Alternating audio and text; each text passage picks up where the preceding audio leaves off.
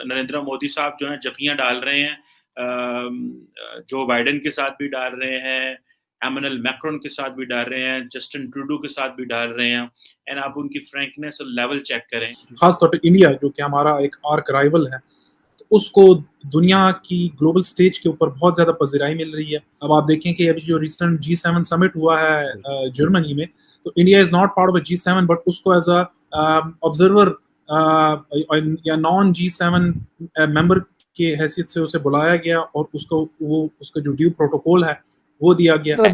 हम देखते हैं कि जो ब्लॉक G7 है उसकी जो कॉन्फ्रेंस हुई है जिसमें 600 अरब डॉलर जो है वो प्रोजेक्ट के लिए रखे गए हैं, जी। ये उसका बदला है। ये वन बेल्ट वन रोड जो प्रोजेक्ट था जिसके तहत सीपैक जो है वो लॉन्च हुआ है, ये उसके लिए एक अल्टरनेट प्रोजेक्ट जो है वो बनाया गया है और पाकिस्तान को फिर इसमें से बाहर इनको जैसे डीप थिंकिंग है ना, वो करने की जरूरत है। अदरवाइज श्रीलंका बनते देर नहीं लगेगी। जारी बात है, वो जो काम कर रहे हैं, जो कि मैं समझता हूँ कि तो दोस्तों ये छोटा सा क्लिप देखा आपने, मोदी जी का जलवा आपने G7 में देखा होगा। G7 समिट हो रहा है जर्मनी में ये हो रहा है, आपको पता होगा। इसके अलावा ये समिट इसलिए खास रहा क्योंकि एक वीडियो आता है छोटा सा जिसमें प्राइम मिनिस्टर मोदी को खुद जो बाइडन जो भी बोले आप, पीछे से आकर खुद मिलने आते हैं और हाथ मिलाते हैं, जिसके बाद ये दृश्य पाकिस्तान में ऑब्वियसली उनकी आंखों में ये चुभना था और वही कुछ हो रहा है और वो सोच रहे हैं कि यार ये हो क्या रहा है यार, पाकिस्तान सोच रहा है कि भारत को इतनी इंपॉर्टेंस क्यों दी जा रही है।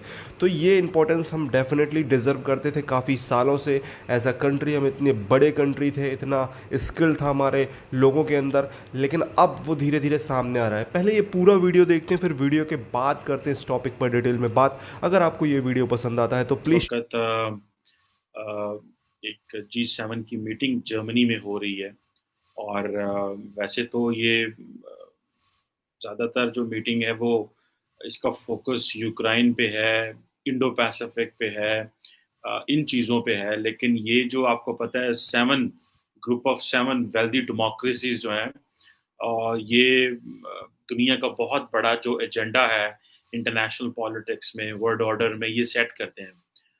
अच्छा, मज़े की बात ये है कि इंडिया और इंडोनेशिया जो है उसको ये इंक्लूड कर रहे हैं as a partner countries.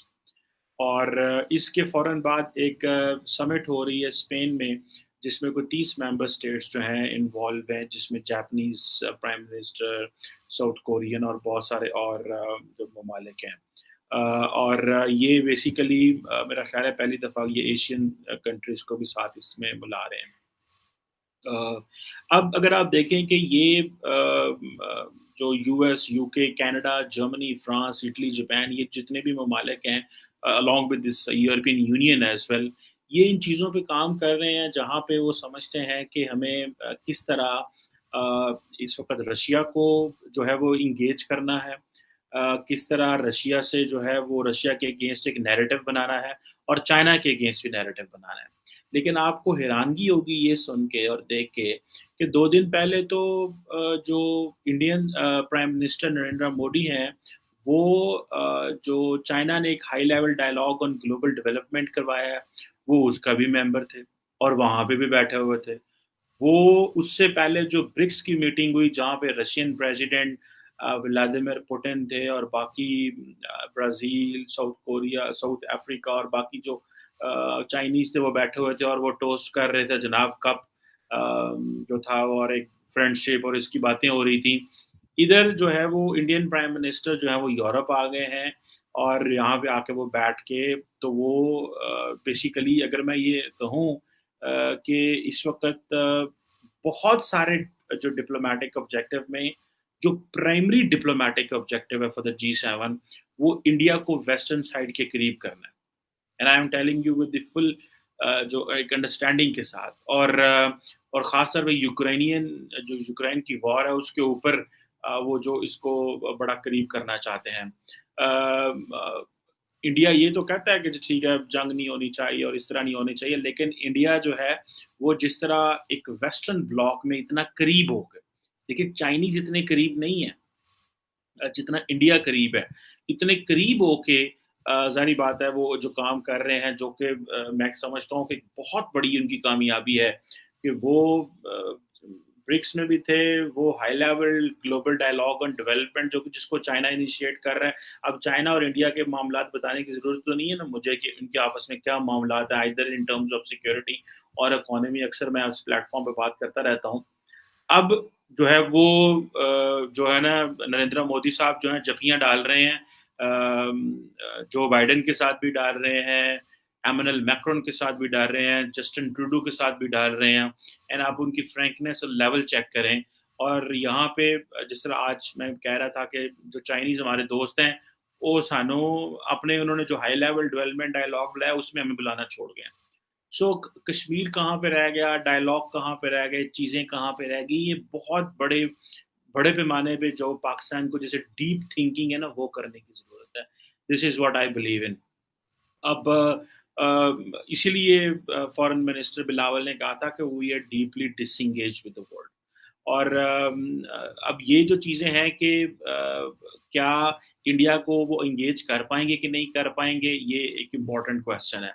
America जो है वो बार-बार ये कह रहा है जनाब कि हम जो है वो 200 अरब डॉलर जो है इकट्ठा करेंगे, हमने बेल्ट एंड रोड इनिशिएटिव का मुकाबला करना है। अभी भी इसमें ये जो अभी मुलाकात हो रही है, इसमें भी ये बात हो रही है कि वो कह रहे हैं कि हम प्राइवेट एंड पब्लिक फंड जो हैं, अगले 5 सालों में इकट्ठा करना चाहते हैं, ताकि हम इंफ्रास्ट्रक्चर डेवलपमेंट की बात कर सकें।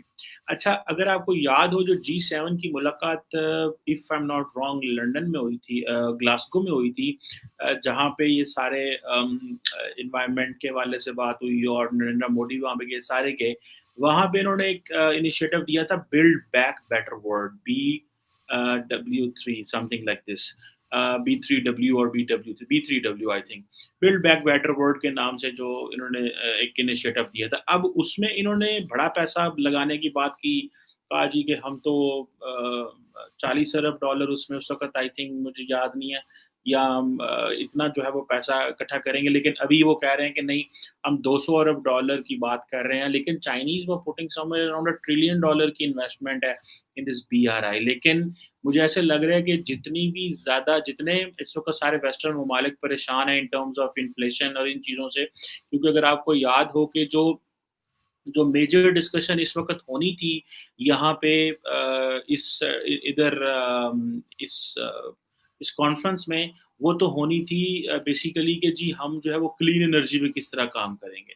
अच्छा, क्लीन एनर्जी पे ये काम करना चाहते थे, लेकिन प्रॉब्लम यहाँ पे आ गई कि जो चैलेंजेस आए उसको कि हम पिछले तकरीबन 10 से 20 साल या अगर 25 साल को हम देख लें तो बहुत पीछे रह गए इन चीज़ों में। आज दुनिया हमें सीरियस नहीं लेती। क्या ऐसी कमजोरियां क्या हुई जिसके ऊपर हमने काम नहीं किया, या हमने इसको कहा कि यार ठीक है हम बस चल रहे हैं, दुनिया हमेशा हमें इसी तरह, अमेरिका भी हमें हाथों हाथ लेगा, अरब कंट्रीज भी हमें इसी तरीके से रखेंगे और बाकी दुनिया भी करेगी। लेकिन अब लगता है कि दुनिया की सोच काफ़ी चेंज हो चुकी है। बिल्कुल फ़खर, काफ़ी इम्पोर्टेंट टॉपिक का आपने इंतखाब किया है हमारी फॉरेन पॉलिसी के कॉन्डक्ट के हवाले से। जैसा कि आपने जिक्र किया कि हमारी फॉरेन अफेयर्स में हमने काफ़ी वीकनेस शो की है जब हम देखते हैं, उसका मुकाबला करते हैं अपनी नेबर्स के साथ, ख़ास तौर पे इंडिया जो कि हमारा एक आर्क राइवल है, तो उसको दुनिया की ग्लोबल स्टेज के ऊपर बहुत ज़्यादा पज़ीराई मिल रही है। अब आप देखें कि अभी जो रिसेंट G7 समिट हुआ है जर्मनी में, तो India is not part of G7 but उसको एज अ ऑब्जर्वर या नॉन G7 मेंबर की हैसियत से उसे बुलाया गया और उसका जो ड्यू प्रोटोकॉल है वो दिया गया। फिर अब देखें कि इंडिया ने अभी रिसेंटली अनाउंस किया कि वो G20 का समिट जम्मू एंड कश्मीर में, जो Indian occupied Jammu and Kashmir है, वहाँ पे होस्ट करेगा। यानी आप you can imagine the confidence that India has gained on the global stage के एक disputed territory which is declared disputed by the United Nations Security Council, वहाँ पे वो G20 summit का इंडिया दे रहा है। अब इन सब चीज़ों की वजूहात क्या है? Why is India making so much progress on the foreign affairs front and हम क्यों पीछे रह गए हैं? हालांकि पाकिस्तान का जो हमारा जो फॉरेन सर्विसेज जो ग्रुप है, ये one of the most competent people, और जो इनकी ट्रेनिंग्स होती हैं, because I have friends in the foreign office, मैं उनकी कैलिबर को देखता हूँ, क्योंकि एक रिक्रूटमेंट से गुजरते हैं, यू नो कि CSS एग्जाम होता है, फिर उनकी इंटरव्यू स्टेज, फिर एक बड़ी एक्सटेंसिव उनकी ट्रेनिंग होती है, उसके बाद वो उस स्टेजेस पे जाते हैं।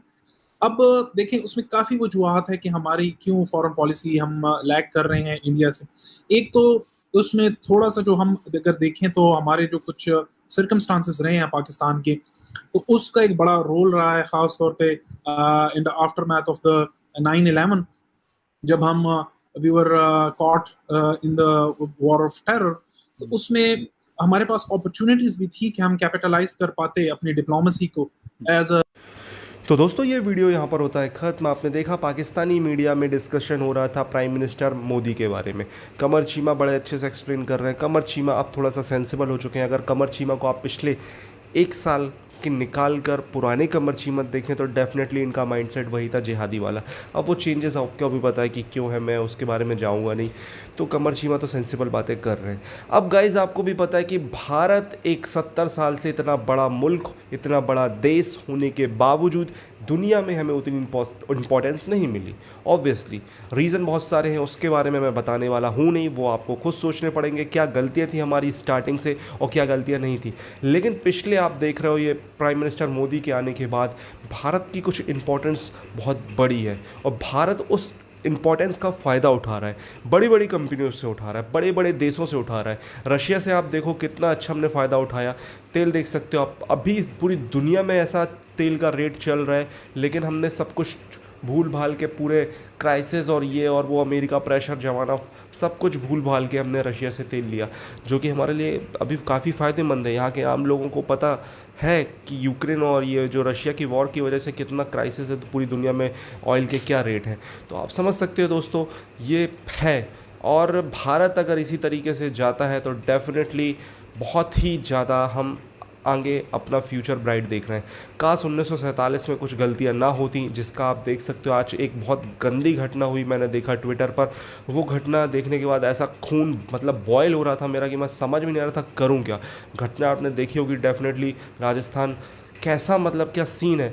1947 में अगर बहुत सारी गलतियाँ ना होती, हमारी आबादी 70 के अंदर होती, 70 करोड़ के अंदर, तो डेफिनेटली आज हम सुपर पावर होते और हमें बहुत ही मतलब यहाँ के जो मतलब यहाँ पे जो सीन होता है, यहाँ पर जो योजनाएं चल रही होती वो ये नॉर्मल यही मतलब आप समझ सकते हो टॉयलेट ना बन रहे होते एटलीस्ट। आज टॉयलेट 2019 में आके हमें प्राइम मिनिस्टर मोदी ये ना बोलते कि 2019 में आज भारत में सभी लोगों के घर में टॉयलेट है, ये सीन तो ना होता। कुछ मतलब फ्यूचर की योजनाएँ चल रही होती। दोस्तों वीडियो खत्म होता है। अगर आपको ये वीडियो पसंद आता है तो प्लीज़ चैनल को